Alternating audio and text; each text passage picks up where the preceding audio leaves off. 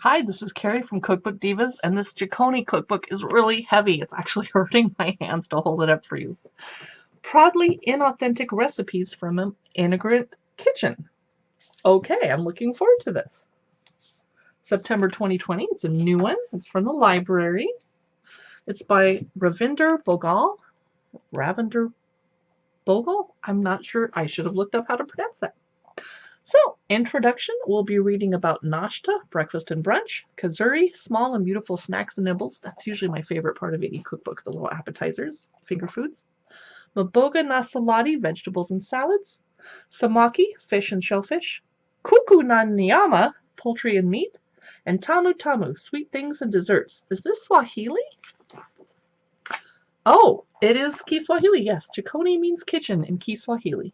The spirited language spoken in Kenya, the country where I was born. I grew up in Nairobi in a whitewashed house built by my Baji grandfather.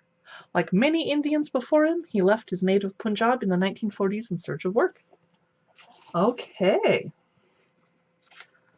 Nice. So we learn about her and where her inspiration for cooking comes from. And then we start with nashta, breakfast and brunch.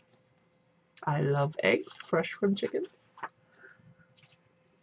There's a certain optimism about breakfast, she writes. It makes things better always.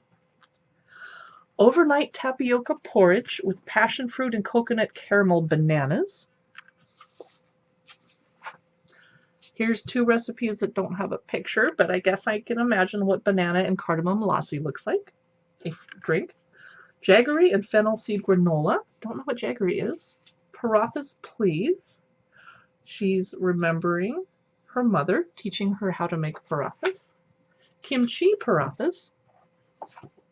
I need more pictures. Date and pistachio parathas. Cornbread with creamed corn, eggs, and green chili relish. That sounds amazing. I like that. Pina colada pancakes. Probably not something I would choose to make, but I should be more open-minded. Okay, and another picture of them being eaten up. Nice food photography. Tamarind and maple bacon with fenugreek waffles and fennel and apple slaw. I don't personally care for fennel, but for people that do, that sounds amazing. Sweet corn pancakes with guacamole and chorizo crumbs. Green tea rice bowls with salmon and ginger and soy dressing. This is all looking pretty healthy so far. Smoked mackerel and potato dosas. Curried cauliflower and cheese toasted sandwiches. Pea and mint stuffed fish cakes with curry hollandaise. Okay, so I'm going to skip ahead. Mango donuts with lime leaf sherbet. Kazuri, small and beautiful snacks and nibbles. And there's a turtle. I hope he's not part of the snacks. Okay. Ooh, Pondicherry prawn puffs. I would make it with tofu, personally. Baked cornflake chub dough. Cauliflower popcorn with black vinegar dipping sauce. That sounds fun. Excuse my dog. Prawn toast scotch eggs with banana ketchup. The Samosa Sisterhood. Clove smoked venison samosas with beetroot chutney. Beetroot and walnut kibbeh with tahini sauce. Getting a little Mediterranean there. Charred feta pine nut and preserved lemon, something I can't pronounce. Fataye. That looks good. Lamb and Baharat sausage rolls. This is getting a little more complicated as we go into the book. It's looking harder to cook, and I'm not that advanced. Paneer stuffed padron peppers. Salt cod fofos with romesco sauce. Romesco is Italian, right? I love all the cultures getting mixed up in here. Fusion is an ugly word, I know, but I like fusion. Vegetables and salads.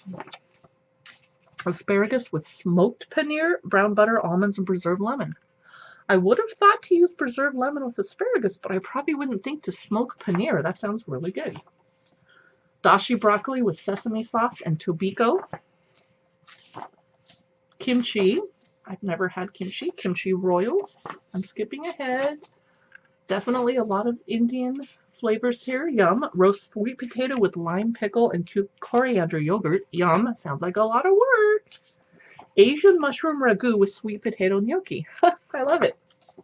Okay, I'm going to skip because I can't show you the whole book. She's writing about ghee. Ghee's very important. Coconut cotti with pea and potato pakoras and tomato and mint salsa. Mm-hmm.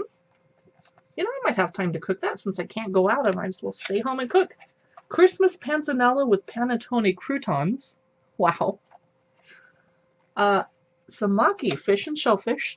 I'm going to skip through this quickly because I don't personally care for fish. Oyster penny puris. Wow. That's probably above the skill level of the average cook. Confit salmon with mint coriander chutney and pomegranate pistachio crust. That's doable. Pan-fried mackerel with pineapple rojak, la la la, scallops, fish fry. We all love fried things. Okay, pan-fried scallops, lots of fish, poultry and meat. This will be a difficult chapter for me. I'm gonna do it for you. Pomegranate quail with giant couscous feta and rose watermelon.